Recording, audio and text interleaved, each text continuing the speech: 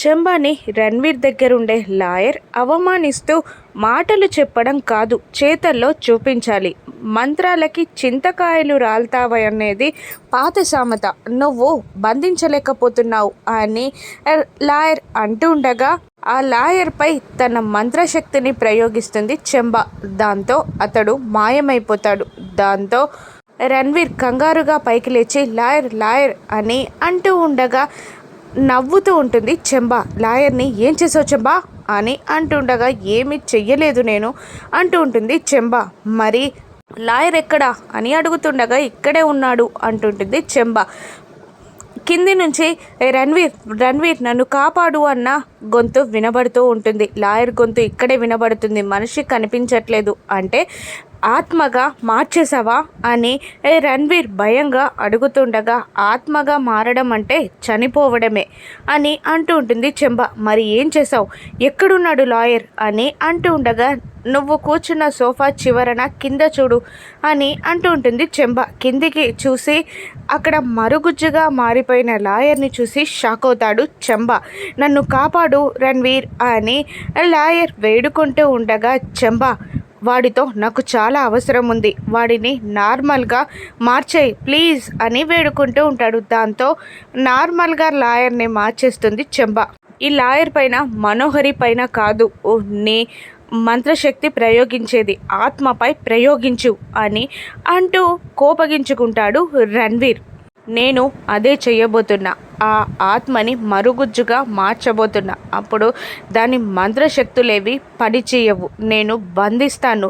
నా చేతిలో చిక్కుకొని గిలగిలలాడి నేను చెప్పినట్టు వింటుంది అంటుంటుంది చెంబ. నన్ను క్షమించు చెంబ అని లాయర్ వేడుకుంటాడు. ఇప్పుడే ప్రయోగించు అని రణ్వీర్ అంటూ ఉండగా సరైన టైం కోసం వెతుకుతున్నా అంటూ ఉంటాడు చెంబ రణ్వీర్తో. ఇక అమర్ స్కూల్కి వెళ్ళడానికి రెడీ అవుతూ ఉన్న పిల్లల్ని తలుచుకుంటూ ఆరుని తలుచుకుంటూ ఆఫీస్కి వెళ్ళడానికి యూనిఫామ్ వేసుకొని చక్కగా రెడీ అవుతూ ఉంటాడు. గుమ్మం దగ్గర ఆ బాగి రాతో నిలబడి అమర్కి ఏదో చెప్పాలని ట్రై చేస్తూ ఉంటారు.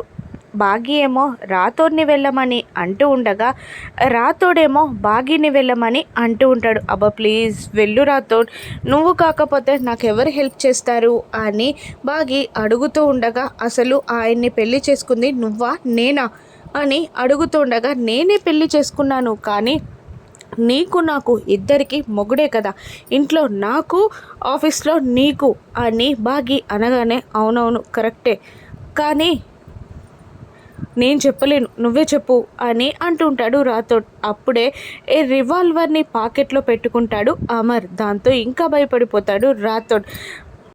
భాగ్యకి ఎలాగైనా ధైర్యం చెప్పాలని, మా సార్ షేర్ అయితే నువ్వు పెద్ద పులివి, అస్సలు తగ్గేదేలే, నువ్వే వెళ్ళి చెప్పు అని లోపలికి తోస్తాడు భాగ్యని రాథోడ్. అంతే అంటావా అని భయంగానే వెళ్ళి వెనకాల నిలబడుతుంది. కానీ చెప్పలేక వెనక్కి తిరిగి వెళ్ళబోతుండగా భాగి అంటాడు అమర్. దాంతో భయంగా పెదవి కొరుక్కుంటూ అక్కడే నిలబడి అమర్ని చూస్తూ ఉంటుంది. ఏంటి, ఏమైంది, ఏదో చెప్పాలని వచ్చావు అని అమర్ అంటూ ఉండగా ఏం లేదు అన్నట్టు అడ్డంగా తల ఊపుతూ ఉంటుంది బాగి. మరెందుకు వచ్చావు అని అడుగుతుండగా ఊరికనే అని అంటూ ఉంటుంది బాగి.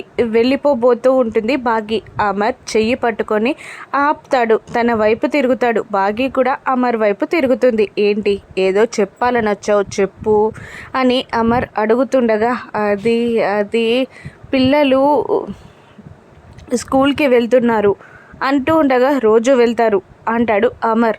ఏంటి భయపడుతున్నావా అని అమర్ అడుగుతుండగా అది కాదు గౌరవం అంటుంది భాగ్య. గౌరవమో భయమో తెలుస్తుందిలే అని అమర్ వెటకారంగా అంటూ ఉంటాడు.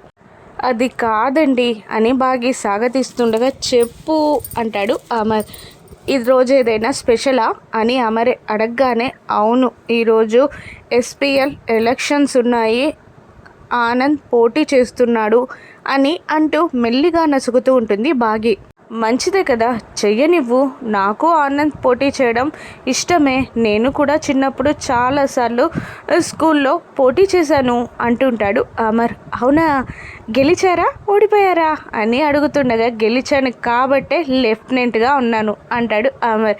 దాంతో బాగి మైమర్చిపోయి అమర్ భుజంపై వాలిపోయి రెండు చెంపలని గిల్లేస్తూ భుజంపై వాలిపోతూ మా బుజ్జి కన్నా అంటూ బుజ్జగిస్తూ ఉంటుంది. ఏం చేస్తున్నావు బాగి అంటాడు అమర్. ఇక ఒక్క నిమిషం తేరుకొని ఏం లేదు సారీ అంటూ చెవులు పట్టుకొని సారీ చెప్తూ పదండి వెళ్దాం అని అంటూ ఉంటుంది ఆ బాగి. సరే పద అంటూ ఒక్క అడుగు వేస్తారు. ఇంతలో మిర్రర్ ముందుకి వెళ్ళి వాచ్ తీసుకొని వాచ్ అండి ఇదిగోండి అని బాగి గట్టిగా అరవగానే అమర్ బాగి ఇద్దరు ఒకే వైపు ఒకేసారి తిరుగుతారు. దాంతో వాళ్ళిద్దరి పెదవులు కలుస్తాయి. అమర్ బాగి ఇద్దరు లిప్ కిస్ పెట్టుకుంటారు.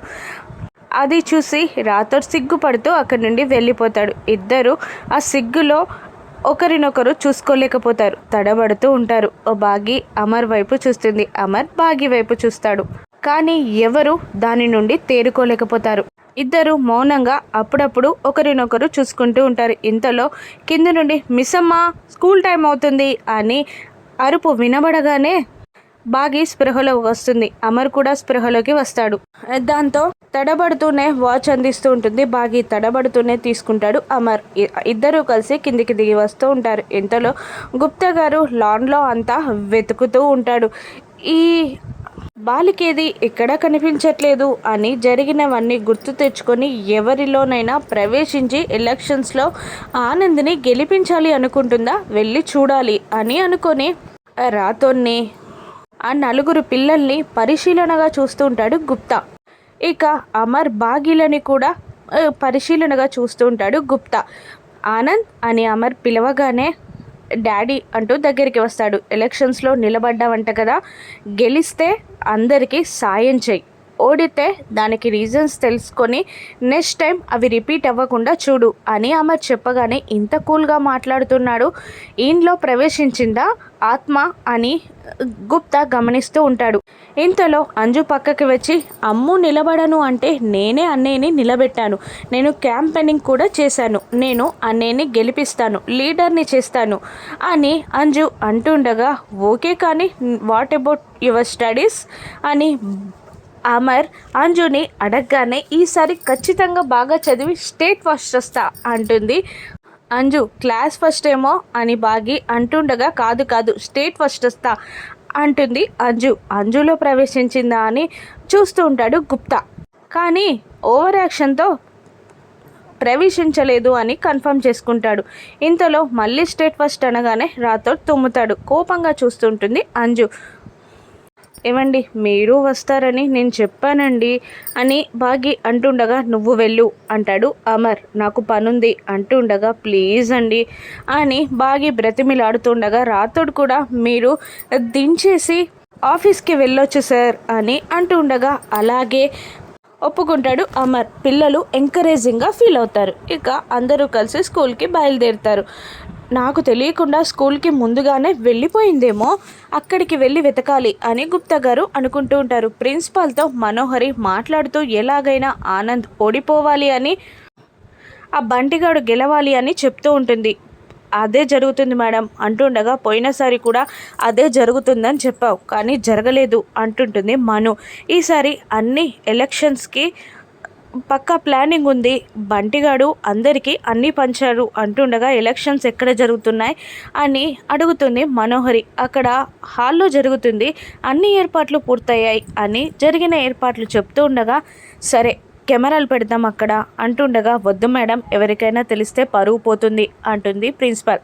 ఏమీ కాదు అని అంటూనే మరొక ప్లాన్ చెప్తూ అటువంటి బాక్సెసే ఇంకొక బాక్స్ తెప్పించు, అందులో బంటి పేరు మీద చాలా ఓటింగ్స్ ముద్రించి అక్కడే పెట్టించు, సీసీటీవీ కెమెరాల వల్ల ఎవరు గెలుస్తారో తెలిసిపోతుంది, అప్పుడు ఒకవేళ ఆనంద్ గెలిచే ఉంటే ఆ బాక్స్ మార్చి మనం రెడీ చేసిన బాక్స్ పెడితే బంటిగాడు గెలిచేస్తాడు అంటూ ఉంటుంది మనోహరి.